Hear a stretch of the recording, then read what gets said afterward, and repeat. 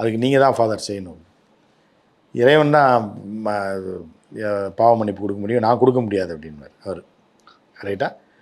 So வந்து அப்போ என்ன பண்ணார், சரி அப்போ உங்களால் ஒன்று செய்ய முடியும், லயோலா காலேஜில் சீட்டு வாங்கி தர முடியும், அதை வாங்கி கொடுத்தீங்கனாலே அந்த பாவம் தீர்ந்துருப்பார்.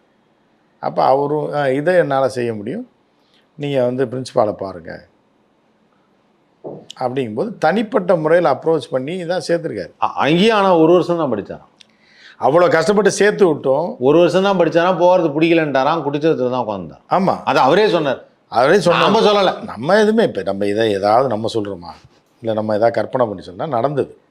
அப்போ பாவ மன்னிப்பு கேட்க போகிற இடத்துல இந்த பாவத்துக்கு மன்னிப்பு கொடுங்க அப்படிங்கும்போது, சரி லயோலா காலேஜில் சேர்த்து விட்றேன், கொஞ்சம் அட்ஜஸ்ட் பண்ணிக்கங்க அப்படிங்கும்போது சேர்த்து விட்ருக்காங்க. அங்கேயும் போகல. புரியுதா? அப்போ திருப்பி இவரை கூப்பிட்டுருப்பார், சந்திரசேகரனை ஃபாதரியார் கூப்பிட்டு சொல்லியிருப்பார், அப்போயே நான் சொன்னேன்ல மன்னிப்பு வழங்கலாம், எத்தனை தடவை வழங்கும் அப்படின்னு சொல்லி கூட இது பண்ணி தான் சீட் வாங்கி கொடுத்து படிக்கவும் இல்லையே.